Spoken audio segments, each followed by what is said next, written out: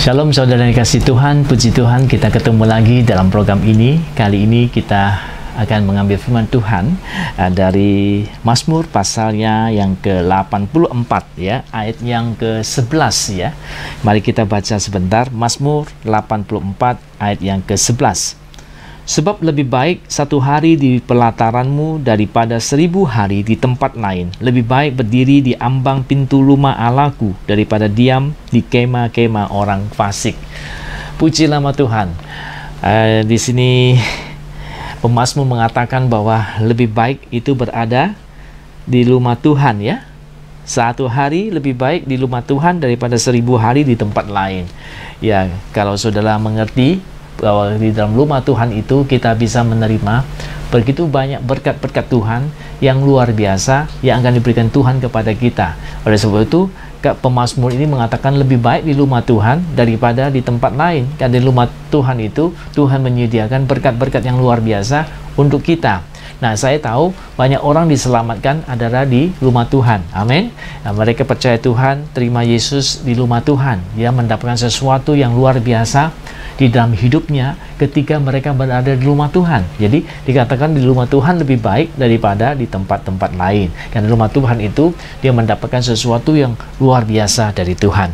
Dan seringkali Tuhan menyatakan diri dan memberkati anak-anaknya adalah di rumah Tuhan. Sebab itu pemazmur mengatakan lebih baik berada di rumah Tuhan daripada di tempat-tempat yang lain. Pujilah nama Tuhan. Saya ingat banyak tahun yang lalu ada satu ibu datang ke kami. Dan kemudian disitulah ibu itu disembuhkan Tuhan, ya, disembuhkan Tuhan dari penyakit yang tak tersembuhkan, ya, puji Tuhan. Dan di rumah Tuhan dia terima kesembuhan, di rumah Tuhan dia terima sesuatu mujizat dari Tuhan, sehingga dibandingkan di tempat lain itu lebih baik di rumah Tuhan ya. Karena di rumah Tuhan itu dia dapat kesembuhan dari penyakit yang tidak tersembuhkan. Coba bayangkan penyakit sejenis AIDS yang kemudian disembuhkan Tuhan. Nah, di rumah Tuhan dia datang ke saya dan minta saya doakan karena dia diperiksa ternyata dia ada sejenis penyakit seperti itu ya. Seperti yang pernah saya sampaikan beberapa waktu yang lalu ya, dia dulu pernah gugurkan kandungan sehingga menyebabkan dia terinfeksi dengan virus yang penyakit H itu sejenis itu, satu tingkat di bawahnya ya.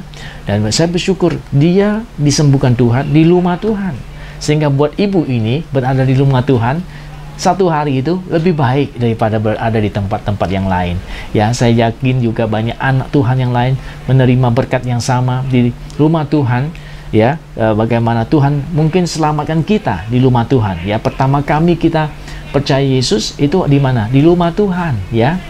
Di rumah Tuhan itu kita percaya Yesus, di rumah Tuhan itu kita terima Tuhan ya.